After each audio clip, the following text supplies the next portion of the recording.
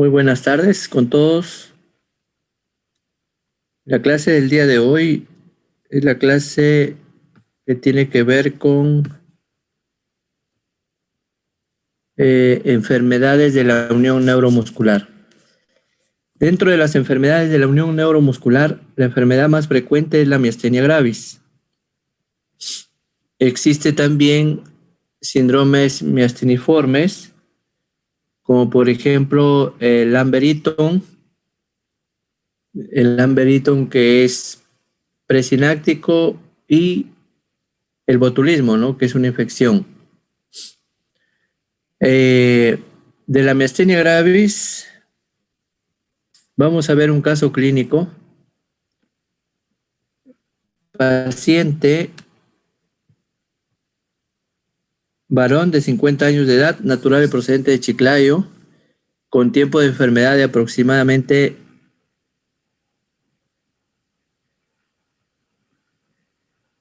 3 meses, síntoma principal, caída del párpado. Antecedentes: niega.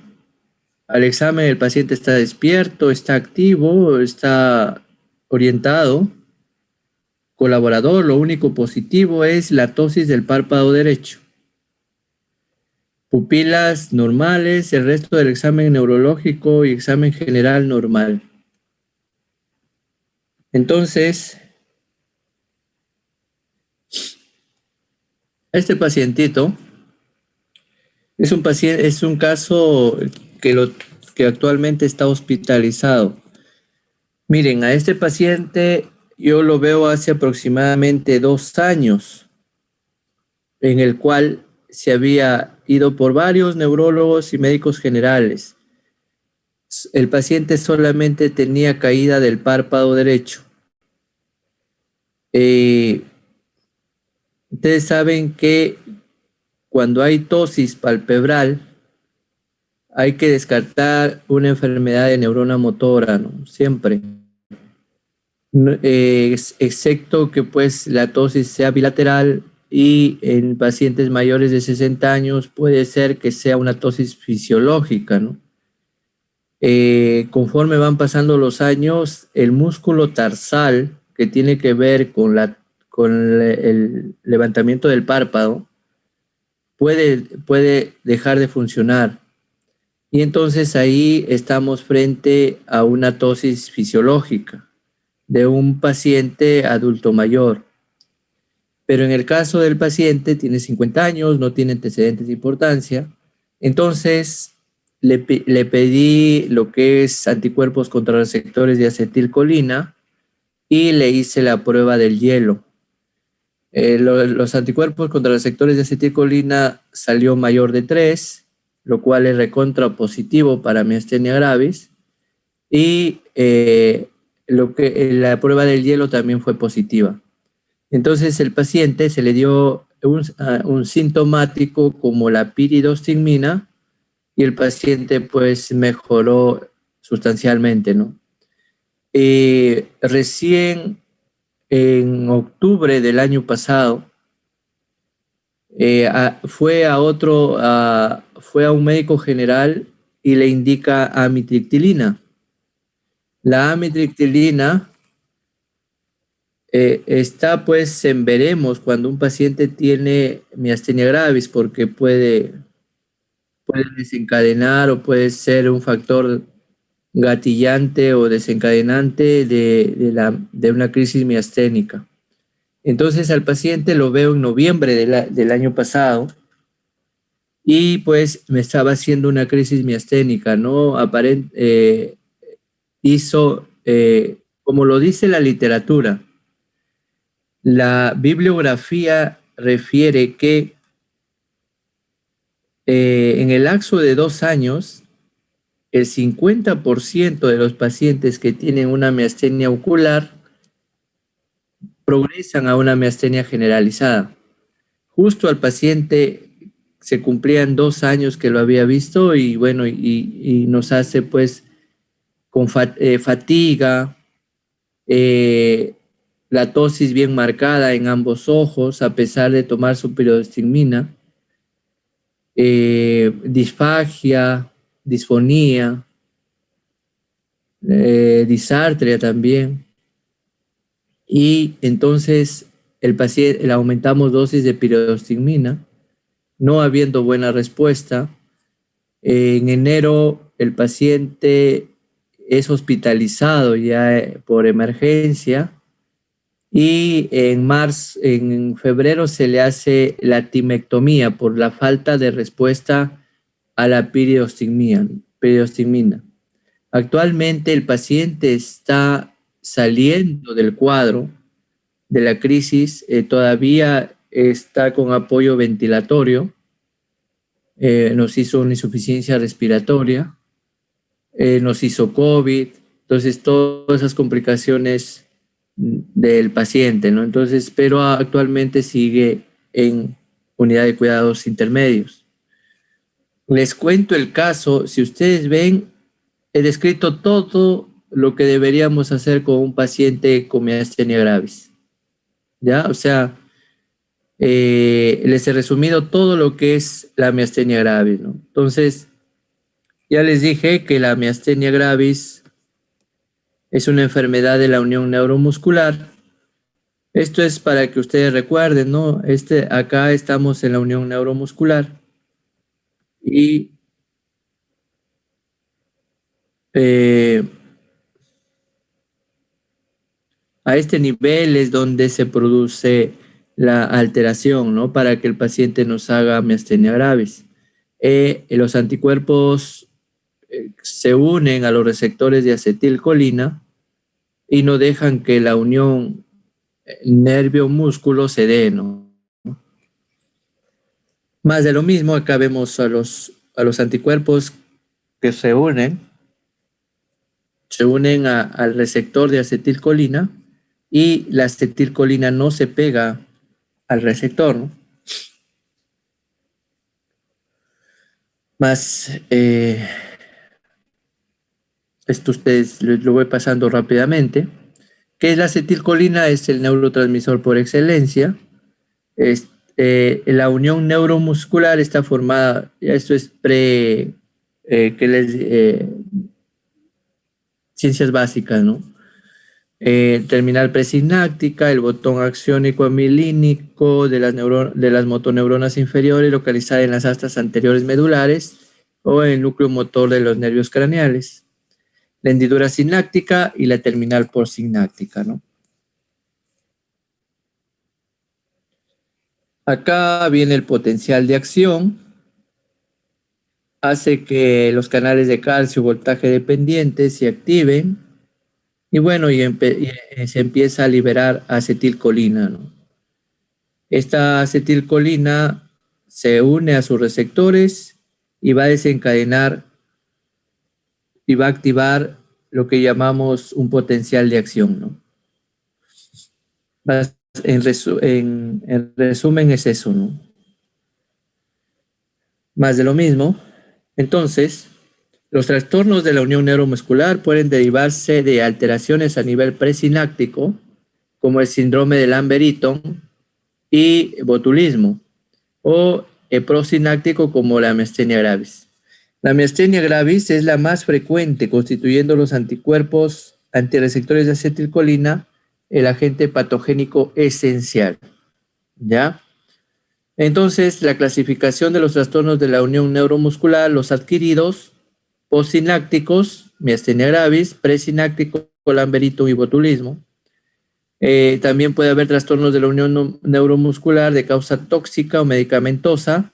Y bueno, y los congénitos, miastenia gravis neonatal y miastenia gravis congénita. Acá, resumiendo, Lambert-Eaton, ustedes saben que el Lambert-Eaton se produce porque se deja de funcionar los canales, no se activan los canales de calcio, ¿no?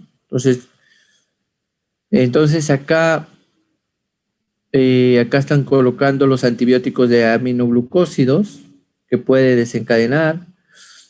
El botulismo, que está un poquito más ya más periférico de la membrana presináptica, y la miastenia gravis, que es postsináptico. Entonces, ¿qué es la miastenia gravis? Es una enfermedad autoinmune adquirida caracterizada por debilidad, principalmente fatiga de los músculos esqueléticos, fluctuante. O sea, una característica importante de la miastenia gravis es que la clínica es fluctuante.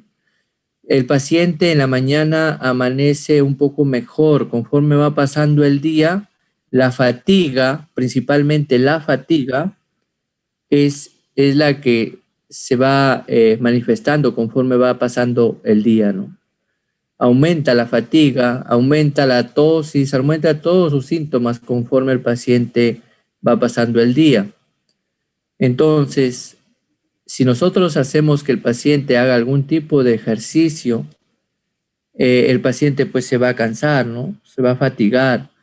Incluso si ustedes quieren producir la tosis, le hacen pues el ejercicio de que el paciente mire fijamente a un punto y conforme esa mirada fija, él va a empezar a hacer que se produzca la tosis, ¿no? Pasado un tiempo. Lo que no sucede en el Amber-Eaton. El Amber-Eaton más bien con el ejercicio mejora el paciente. ¿Ya? Esta es una diferencial muy, muy buena. Entonces, la miastenia gravis engloba el 80% de los casos de la enfermedad de la unión neuromuscular. La prevalencia se estima en 10 a 15 casos por 100.000 habitantes, incidencia anual de 10 a 20 nuevos casos por cada 100.000 de habitantes. La mayoría de los casos son esporádicos, ¿sí? Pero también se ve que se asocia a cierta genética, ¿no? Los pacientes que tienen haplotipo HLA, DR1, DR2, DR3, B8, entre otros, tienen mayor predisposición a hacer miastenia gravis. La relación mujer-hombre es 5:1, ¿no? O sea, la mujer tiene mayor predisposición de hacer miastenia gravis. El pico de incidencia se da entre la segunda y tercera década de la vida. Y hay otro pico que se da entre la quinta y sexta década de la vida. La primera pico que se da es de preponderancia femenina y la última es de preponderancia masculina.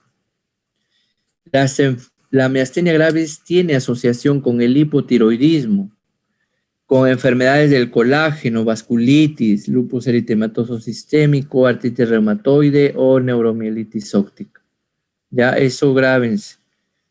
Cuando nosotros tengamos un paciente con sospecha de miastenia gravis, tenemos que solicitarle estos otros exámenes para descartar que no haya un hipotiroidismo, una enfermedad del colágeno, una vasculitis, un lupus eritematoso sistémico o una neuromielitis óptica. Fisiopatología: los anticuerpos se desarrollan contra los receptores de acetilcolina nicotínico en los músculos esqueléticos. La falla de la transmisión neuromuscular resulta de la pérdida funcional del receptor. ¿Cuáles son los mecanismos? Por ejemplo, hay lisis mediada por el complemento de la placa terminal del músculo. El entrecruzamiento del receptor de acetilcolina causa la degeneración de los receptores funcionales y el bloqueo del receptor de acetilcolina específicamente, ¿no?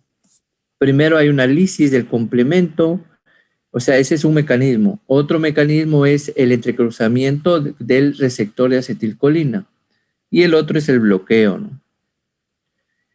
La gran mayoría presenta anticuerpos formadores en centros germinales hiperplásicos del timo. Esta es otra característica importante. Por eso que yo al empezar el caso clínico les dije, el paciente no respondía a la piridostimina. Entonces se le hizo timectomía, o sea, se le sacó el timo. ¿Y por qué? Por esto, porque la gran mayoría presenta anticuerpos formados en centros germinales hiperplásicos del timo. O sea, el timo forma los anticuerpos. Y últimos estudios, por ejemplo, no esperemos que el paciente tenga un timoma para yo hacer timectomía. No, se ha visto de que hacemos al paciente, así no tenga timoma, le hacemos la timectomía y el paciente mejora.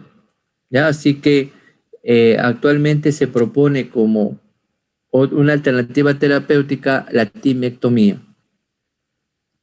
La importancia del timo en la patogenia de la miastenia gravis queda reflejada en el alto porcentaje de anormalidades tímicas en estos pacientes y en la mejoría clínica evidenciable en muchos casos tras la timectomía. 85% de hiperplasia tímica, 15% timoma. ¿Listo? El antígeno específico esencial es el receptor postsináptico de acetilcolina, detectable en el 80 al 90% de los pacientes con miastenia gravis, pero hay un 10 a 20% restante que tienen otro tipo de anticuerpos, ¿sí? Y de estos 10 a 20%, entre el 40 y un 70% poseen anticuerpos antiproteína quinasa muscular específica, anti-MUS, presente en la superficie de la membrana muscular. Y hay otro porcentaje pequeño de miastenia gravis seronegativa. O sea, podemos tener miastenia gravis con anticuerpos contra la proteína quinasa muscular específica, anticuerpos anti-MUS. O también puede ser una seronegativa. Le haces los exámenes y no sale nada, ¿no? Características clínicas, les dije al principio, debilidad, fatiga, ¿ya? Fluctuante, una debilidad fluctuante de la musculatura esquelética, principalmente los músculos más pequeños del cuerpo, ¿sí? Por eso que el paciente tiene paresia de los músculos oculares, o sea, el paciente ve doble, ptosis palpebral, disfagia, disfonía, disartria, o sea, una clínica vulvar, ¿sí? Y fatiga, ¿no? Entonces, empeoramiento vespertino o tras el ejercicio. Vespertino, pues, o sea, que en las tardes, ¿no? O tras el ejercicio. Mejora con el reposo.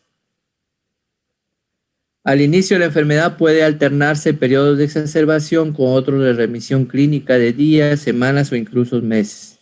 Periodos en los cuales el paciente está tranquilo y periodos en los cuales el paciente va en crisis. Entonces, ¿cómo veo yo si el paciente va para una miastenia gravis? ¿Cómo examino si el paciente tiene fatigabilidad?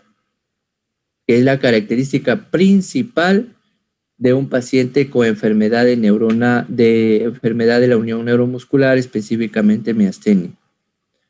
Aparición de ptosis palpebral y o diplopía en la mirada hacia arriba durante 45 segundos. ¿Sí? O sea, al paciente lo hago que mire hacia arriba 45 segundos. Y si me aparece ptosis palpebral y o diplopia, entonces va para signo de fatigabilidad.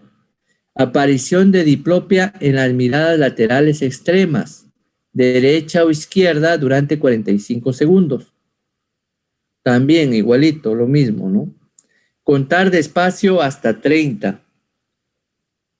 Hay pacientitos que no llegan ni a 20 cuando les haces contar. Eso es un signo muy grave que el paciente nos está haciendo y nos va a hacer un cuadro de insuficiencia respiratoria, ¿ya?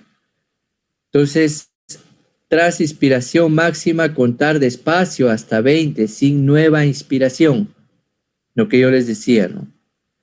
Entonces, una cosa es contar despacio hasta 30 y otra cosa es, le haces inspirar al paciente al límite máximo y le haces que cuente hasta 20 sin ninguna respiración, ¿ya? En decúbito supino, levantar la cabeza de la camilla separándola durante 45 segundos. También es otro signo de fatigabilidad.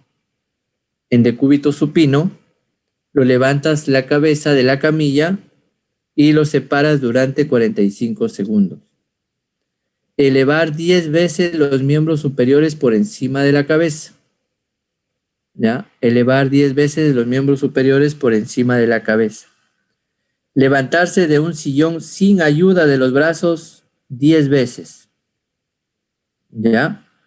Entonces, esos son signos para cómo evidenciar si el paciente va o tiene el signo de fatigabilidad.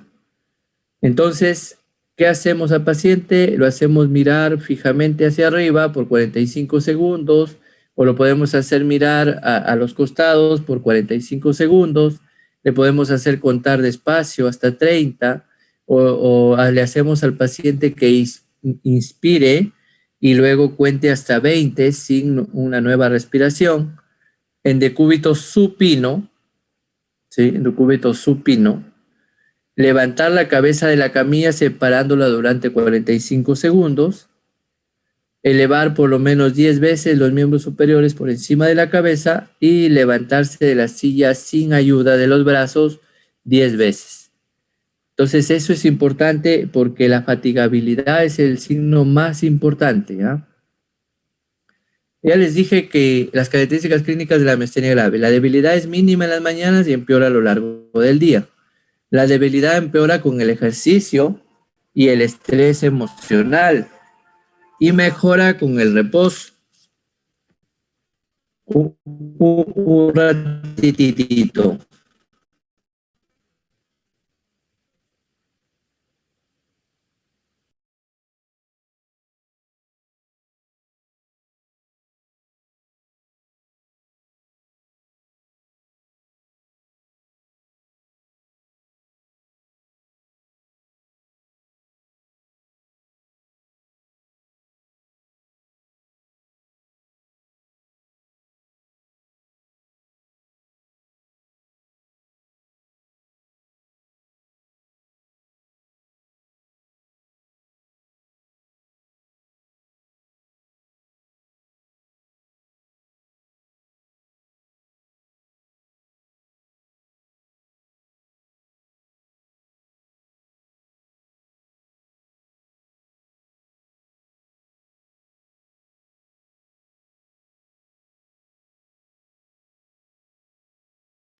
Sí me están escuchando, ¿no?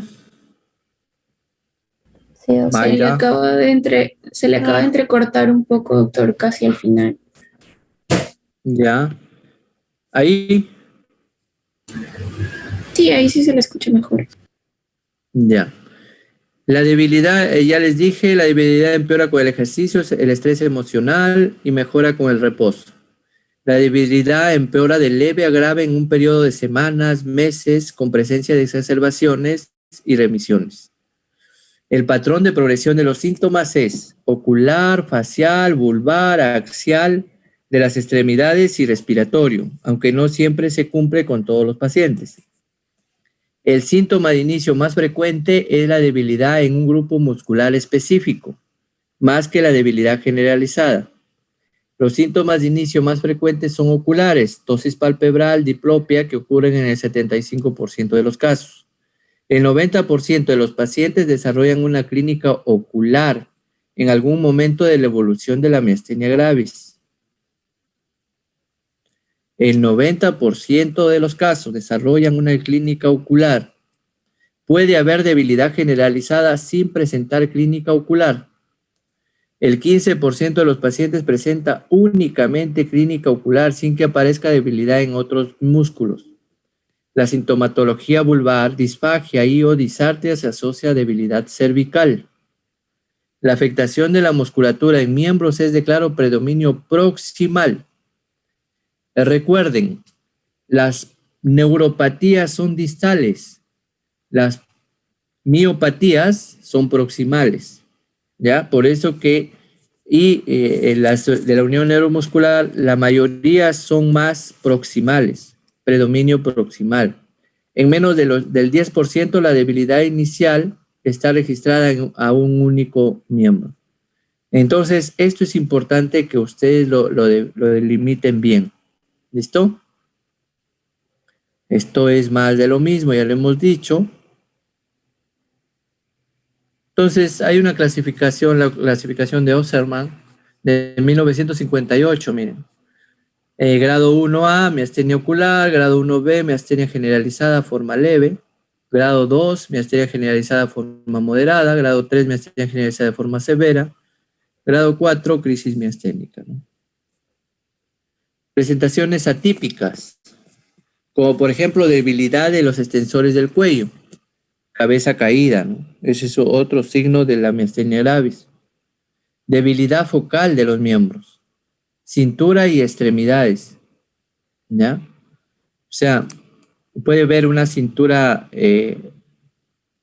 ustedes saben, cuando hay afectación de las cinturas, tanto escapular como la cintura pélvica que tenemos, a eso se refieren, ¿ya? Debilidad de cinturas y extremidades. De cintura clavicular, pues, ¿no? Debilidad selectiva de los músculos respiratorios. Miastenia ocular, tosis. La tosis puede ser uni o bilateral, fluctuante, asociada o no a diplopia. Generalmente existe afectación de varios músculos extraoculares. Puede simular otros trastornos como mononeuropatías oculares u oftalmoplegia internuclear. La tosis puede evidenciarse en ocasiones al solicitar al paciente que mantenga una supraversión sostenida de la mirada. Eso ya lo hemos visto. Entonces, acá, para que ustedes vean, la tosis palpebral y la diplopia son los síntomas más característicos de la miastenia gravis. ¿Ya? Acá, pues, una pacientita, acá está la tosis. Estamos hablando de tosis cuando vemos que el párpado ha bajado, por así decirlo, más de un tercio de la niña, ¿sí? Más de un tercio está, si estuviera afectado, eso es una tosis. O sea, el párpado caído por más del tercio de la niña.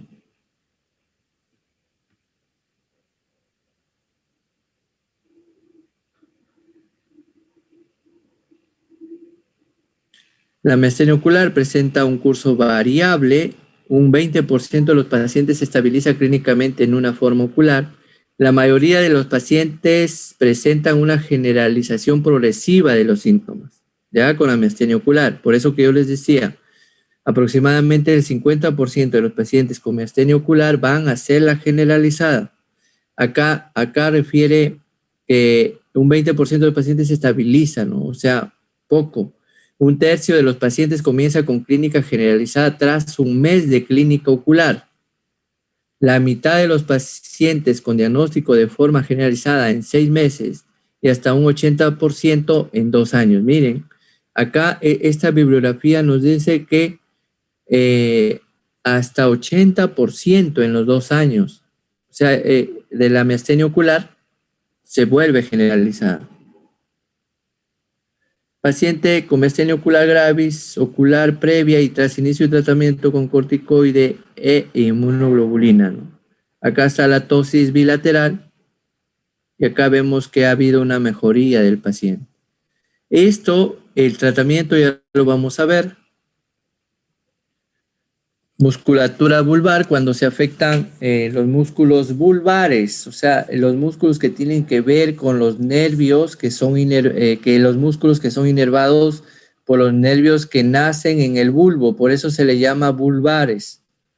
Los síntomas predominantes son disartria, flácida, disfagia y en casos graves disnea. Claudicación de la musculatura masticatoria, ¿sí? Por eso que el paciente tiene claudicación mandibular. O sea, el paciente empieza a comer conforme va pasando los días, conforme va pasando el tiempo que va masticando, se siente cansado, ¿no? Ya no puede terminar. Dificultad para terminar la cena. La voz se torna hipofónica por debilidad de las cuerdas bucales y músculos laringeos fonatorios, y no es infrecuente que adquiera un timbre nasal. por parálisis asociada del velo del paladar. La musculatura facial y del cuello puede aparecer unas facies inexpresivas con dificultad para sonreír y gesticular. Debilidad de los músculos masticatorios condiciona la imposibilidad para cerrar por completo la boca, quedando entreabierta. Afectación de la musculatura cervical puede provocar en las últimas horas del día el síndrome de cabeza caída, ¿no? ¿Ya? Entonces, eso es importante que lo sepan. En las extremidades típicamente aparece una debilidad de predominio proximal. Ya les dije, predominio proximal. El paciente puede manifestar dificultad para peinarse y sostenerse los brazos por encima de los hombros. Diagnóstico. Para el diagnóstico, al principio de la clase les dije, el paciente le pedí para hacer el diagnóstico anticuerpos contra receptores de acetilcolina. ¿Ya? Esa es una prueba diagnóstica. Otra prueba diagnóstica es neurofisiológica, la electromiografía. La electromiografía y se solicita la estimulación repetitiva. El examen gold estándar, por así decirlo, es la electromiografía de fibra única, pero esa máquina acá en el Perú creo que hay una nada más en Lima, después no existe. Esa máquina acá en Perú hay una nada más. Entonces es muy difícil que le puedan hacer de fibra única a un pacientito. Y las otras pruebas son las pruebas con algún medicamento para ver si el paciente mejora con la administración del medicamento. Por ejemplo, la prueba del tensilón. ¿Sí?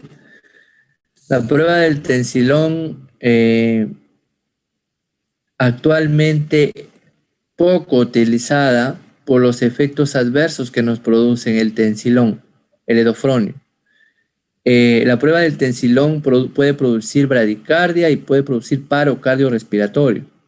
Entonces, por eso que el tensilón, cuando se debe administrar, debe ser dentro de un hospital y cerca de una unidad de cuidados críticos.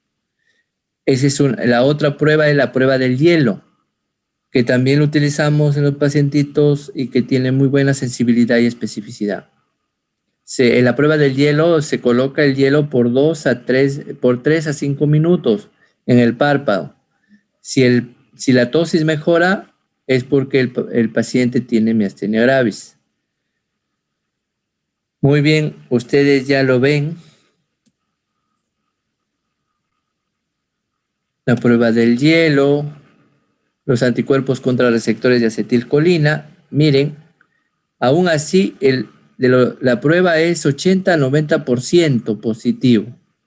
¿Ya? O sea, de los pacientes con miastenia generalizada. Y más corto todavía el porcentaje de los pacientes que tienen miastenia gravis ocular, aproximadamente 45 a 60% salen positivos. ¿Ya? O sea, tampoco es que la prueba contra receptores de acetilcolina siempre va a salir positivo. No, hay falsos negativos. La determinación de dichos anticuerpos constituye el primer paso en el proceso diagnóstico tras la sospecha clínica. Si su determinación es negativa y persiste la sospecha de miastenia gravis, la búsqueda de anticuerpos anti-MUS. ¿Se acuerdan que les dije? Los anticuerpos anti-MUS. Entre 6 y un 12% de los pacientes con miastenia gravis se englobaría en la miastenia cero negativa. ¿Se acuerdan que decía 10%? Bueno, acá dicen 6 a 12%, ¿no? En ellos los hallazgos clínicos electrofisiológicos y la respuesta al tratamiento es similar. La estimulación repetitiva, bueno, ya lo ven. Ya les dije la prueba de la electromiografía de fibra aislada o de fibra única. Y bueno, siempre, como les dije al principio, siempre pedir función tiroidea en un paciente que está sospechando miastenia gravis.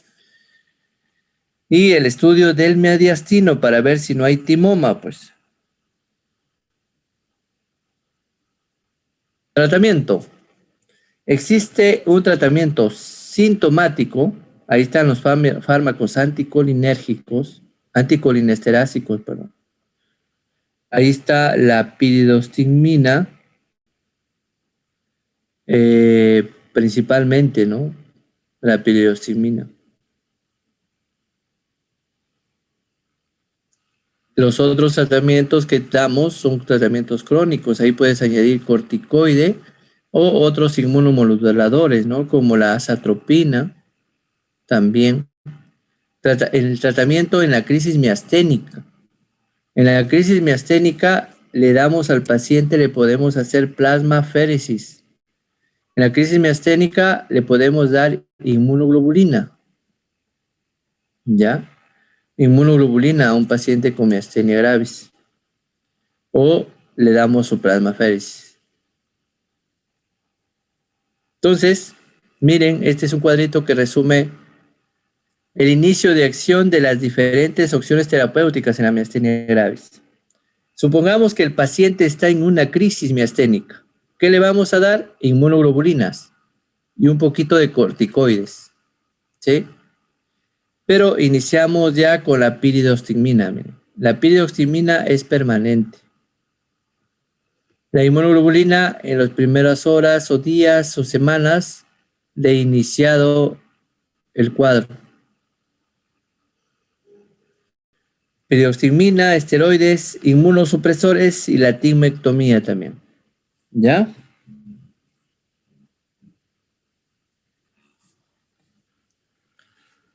Los tratamientos sintomáticos, ya les dije, los inhibidores de la acetilcolinesterasa. Los inhibidores de la acetilcolinesterasa, ahí son la primera opción de tratamiento, actúan inhibiendo la degradación de la acetilcolina en el espacio sináptico, prolongando su acción. Entonces, ¿qué hace la piridostigmina? La piridostigmina inhibe a la enzima que degrada a la acetilcolina, ¿sí? A la acetilcolinesterasa. Lo inhibe y por ende aumenta la concentración de acetilcolina. El agente más usado es la piridostigmina, que posee una latencia de acción de entre 15 a 30 minutos con un pico de efecto a las 2 horas. Dosis de inicio, 30 microgramos cada 8 horas. Dosis máxima recomendada, 120 miligramos cada 4 horas. ¿Qué efectos adversos puede producir? Salivación excesiva, molestias gastrointestinales, sudoración, bradicardia. Bradicardia, sudoración excesiva, salivación excesiva y la bradicardia, ¿no? La aparición de una crisis colinérgica es en ocasiones difícilmente distinguible de un empeoramiento clínico de la miastenia gravis. Sin embargo, la debilidad paradójica secundaria a piridostigmina raramente aparece con dosis máximas de 120 miligramos cada 3 horas. Muy bien. Los glucocorticoides, ¿no? O sea, ¿qué es lo que se recomienda, no? O sea, yo tengo a un paciente que ahorita lo diagnostico de miastenia gravis. Inicio con la piridostigmina.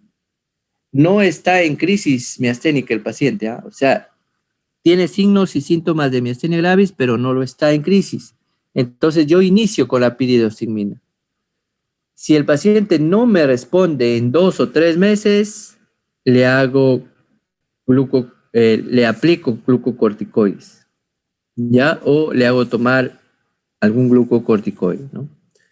Entonces, ha demostrado inducir una mejoría clínica en hasta un 50% de los pacientes tras 2 o 3 semanas de tratamiento. Efectos adversos: ganancia ponderal, hipertensión arterial, osteoporosis, hiperglicemia. Constituyen la terapia crónica de primera elección. La diabetes mal controlada o la edad avanzada son contraindicaciones relativas, ¿no? Dosis de inicio en el adulto son 20 miligramos al día, que puede incrementarse a razón de 5 miligramos cada 3 días. hasta alcanzar 1 miligramo por kilo día, sin sobrepasar los 100 miligramos, ¿no? Puede mantenerse la dosis eficaz hasta las 8 semanas aproximadamente, para posterior iniciar una desaceleración. La otra inmunoterapia que conocemos, la aciatoprina, eficacia en el tratamiento a largo plazo de la miastenia gravis, objetivable a partir de los 6 a 12 meses de haber empezado el tratamiento y máximo a partir de los 2 años. La combinación de acetropina y glucocorticoide permite la obtención de un efecto rápido. Constituye la alternativa más común en pacientes con contraindicaciones para corticoides.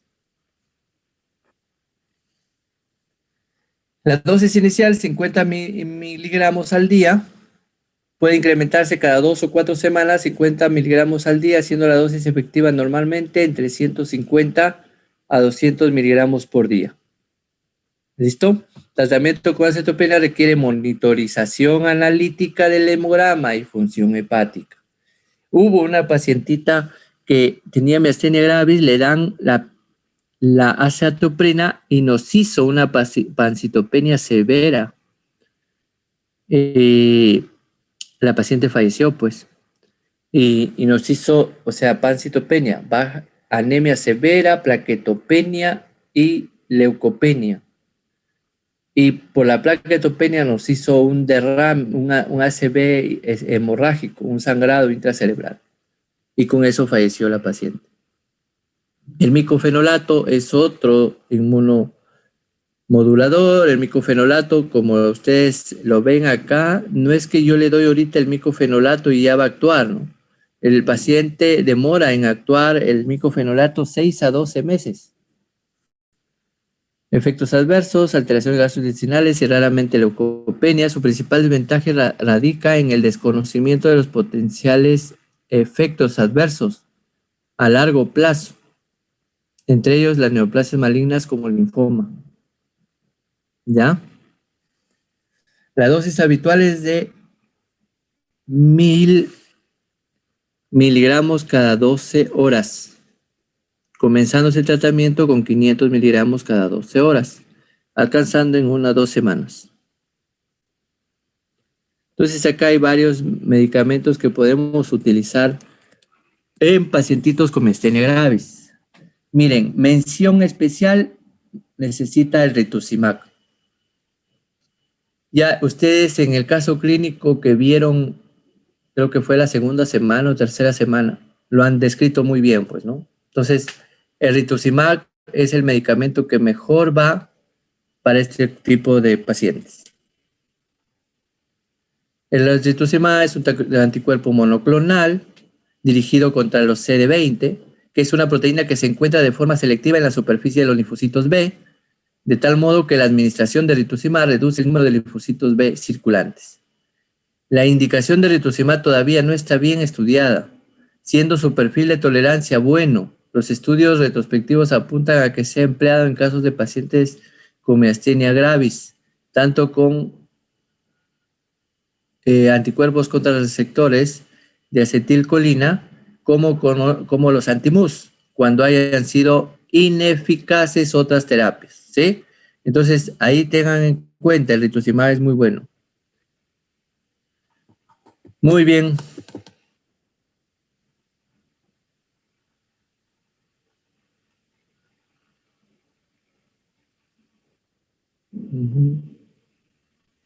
Entonces, este es un cuadro que resume toda la terapia de miastenia gravis, ¿no? Y que este es otro cuadro que resume qué puede exacerbar o qué puede predisponer al paciente que nos haga un cuadro de miastenia gravis. ¿Ya? O la crisis, ¿no? La crisis de la miastenia gravis. Por ejemplo, los fármacos. Tenemos los relajantes musculares como benzodiazepinas, o sea, clonazepam, alprazolam, clobazam, el baclofeno. Los analgésicos como los opiáceos, o sea, el tramadol, la buscapina, Un paciente con miastenia gravis está contraindicado la buscapina, los opiáceos, están contraindicados las benzodiazepinas, el baclofeno, los antibióticos, los aminoglucósidos, los macrólidos, tetraciclina, acitromicina, perdón. La clindamicina, la nicosamida, también los beta-lactámicos, como el imipenem, las quinolonas, como el ciprofloxacino, el norfloxacino, los psicotrópicos, ya les dije, ¿no? Las benzodiazepinas, ¿no? Y los antidepresivos tricíclicos, pues, ¿se acuerdan del pacientito que les hice el caso clínico al principio? Le dieron amitriptilina. Entonces, eso predispone a que el paciente nos exacerbe el cuadro de miastenia gravis. Los neurolépticos, como la clorpromacina, el haloperidol, los hipnóticos, como los barbitúricos, los cardiovasculares, como la quinidina, la procainamida, las beta bloqueantes, los antagonistas del calcio, las hormonas tiroideas, los antihistamínicos, las sales de magnesio, ¿ya? Y los contrastes yodados. O sea, un paciente con miastenia gravis, tengamos en cuenta que los contrastes yodados pueden empeorar el cuadro, ¿ya? Muy bien, esto ya lo hemos visto.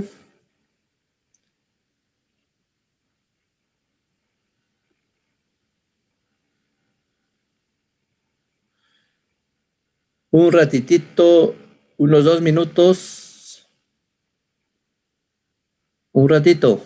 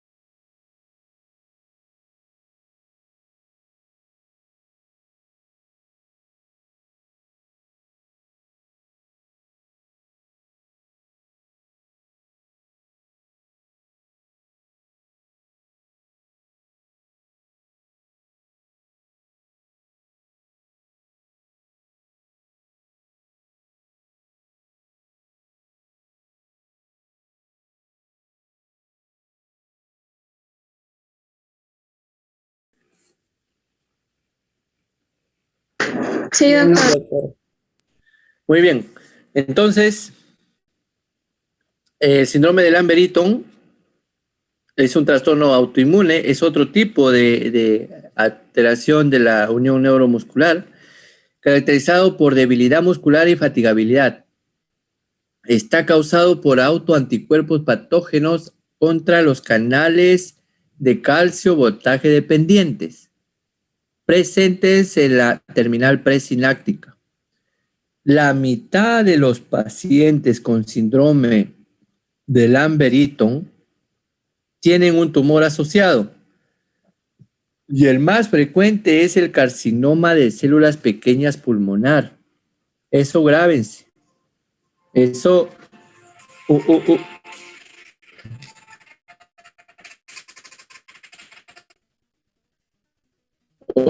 Un ratitito.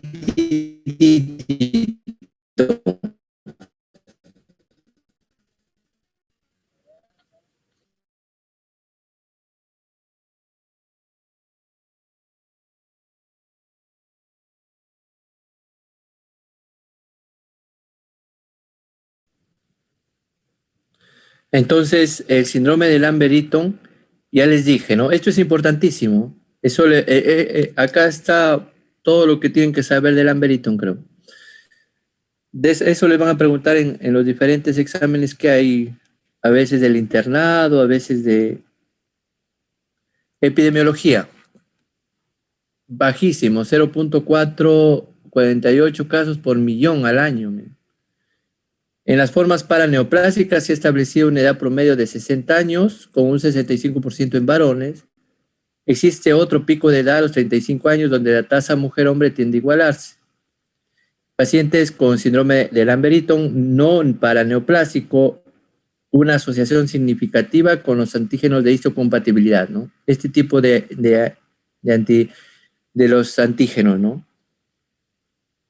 Tríada clásica, típica, debilidad muscular proximal, disfunción autonómica y arreflexia. ¿Ya? Graben también. En la miastenia gravis no hay arreflexia. Acá, en el Lambert-Eaton, sí hay arreflexia. ¿Cuál es la tríada típica? Debilidad muscular proximal, disfunción autonómica y arreflexia. La debilidad muscular suele iniciarse en las piernas. Afectación ocular aislada es muy rara. Entre el 80% y el 96% presenta trastornos disautonómicos. El más frecuente es sequedad de boca, disfunción eréctil y estreñimiento. Trastornos disautonómicos, ¿ya? Esto es importante que ustedes lo sepan. Trastornos disautonómicos, arreflexia y debilidad muscular. Menos frecuente es la disfunción ortostática o miccional. En pacientes con hipo o arreflexia, el fenómeno de facilitación post-ejercicio, recuperación transitoria de los reflejos tendinosos tras una contracción muscular. Eso tiene que ver con que el paciente mejora después de hacer ejercicio. Entonces, la hiporreflexia o la arreflexia mejora después de hacer ejercicio también. El diagnóstico se basa en pruebas neurofisiológicas y serológicas, estudio electrofisiológico de elección, la estimulación nerviosa repetitiva.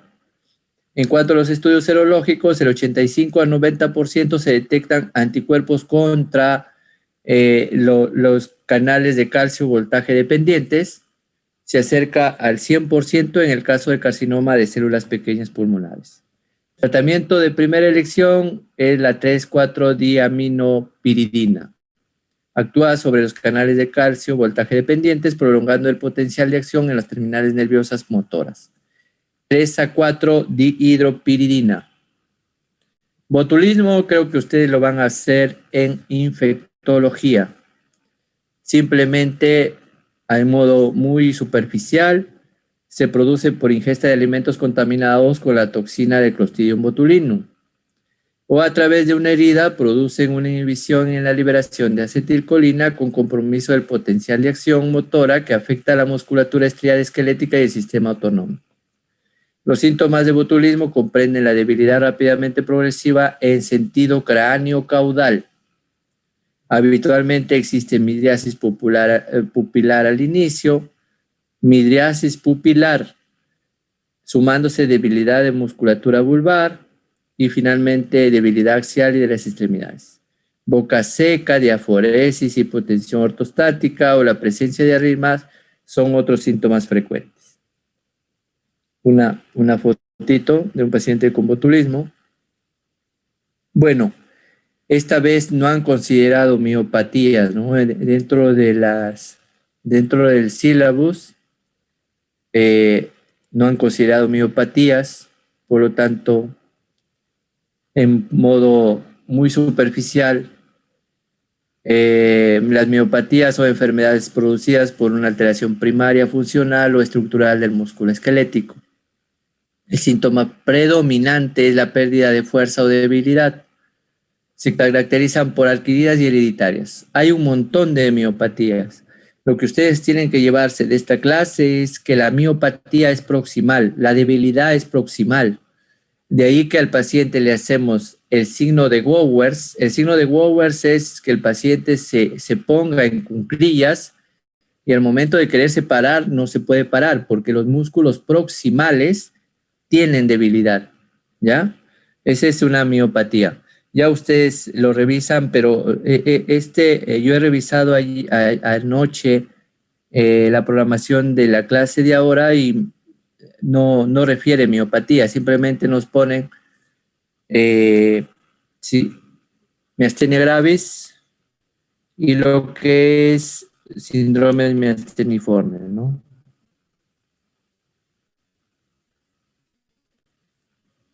A ver, para corroborarlo.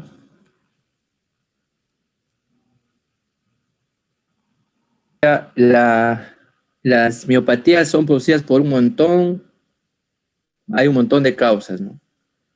Miren, puede ser producida por disfunción tiroidea, por disfunción de la paratiroides, por un disturbio de la suprarrenal, de las glándulas adrenales, disfunción gonadal, un síndrome carcinoide, diabetes, acromegalia. Entonces, muy bien, con esto hemos terminado la clase de ahora. ¿Alguna pregunta?